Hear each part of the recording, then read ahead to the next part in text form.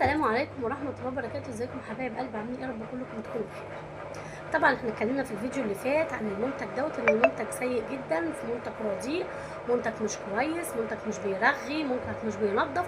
المهم هو ما فيهوش ميزه واحد ربنا. طيب انا دلوقتي اتدبست فيه وجبت شكاره 10 كيلو، هعمل ايه؟ هرميها؟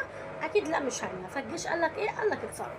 فطبعا رحت للصبانه، طبعا جزاها الله خير، قال لي ما ترميهاش والدنيا معاكي هتمشي وهتبقى معاكي زي الفل. قال لي انت دلوقتي هاتي جردل. تعالي بقى انا اقول لكم على الحاجه اللي الراجل قالها لي تعملي ايه لو عندك اي مسحوق مش حلو.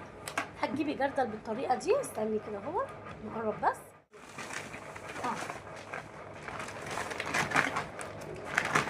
هنحط فيهم ال10 كيلو رقص، تمام. وهتجيبي كيس كلوروكس من ده، تمام، ب5 جنيه. الكيس ده ب5 جنيه. هنفتحه كده اهو وهتحطيه عليه. وهنجيب كيس باهي برضو، الكيس ده ب5 جنيه، وبرضو هنضيفه عليه بالطريقه دي. يعني كده هو كيس كلوروكس وكيس باهي. بس انا هنا اهوت عشان خاطر كنت عايزه ازود النظافه شويه، فانا جبت كيسين وكيسين. يعني انا هنا اهوت انا جايبه كيسين وكيسين، فهحط كيسين. مع اني يعني بتاع الصبانه قال لي لا كفايه كيس، بس انا بحب يعني الرغوه زياده شويه وبحب النظافه اكتر. فانا ايه قلت يلا كده كده احنا اتدبسنا، وكده كده الدنيا معايا ايه هتمشي تمام. وجبت كمان ربع كيلو من الزهره البيضاء.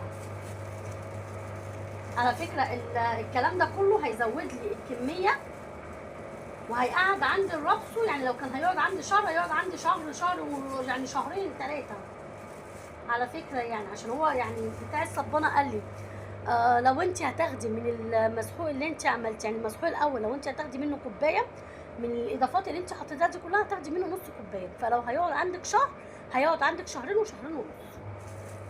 فانا ربكم حق انا ما استخسرتش. يعني عندي هنا بقى كيس اريال، انت حابه بقى تحطي اريال باقي اي حاجه. بس عامه انا بنتي راحت وجابت لي اريال مع انه مقاطع، مع اني قلت لها هاتي لي يعني 2 كيلو باقي. هي ما لقيتش باقي بس جابت لي الاريال. يا بنتي جبتيه ليه؟ قالت لي والله يا ماما هو ايه، هو اللي اداهولي. انا كده كده كنت بكلم الراجل في التليفون.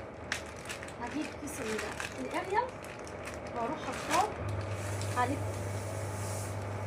صدقني الاريال طلع نفس اللون، ده ازرق وده ازرق، شكلهم كده هو متفقين مع بعض ولا ايه؟ تمام.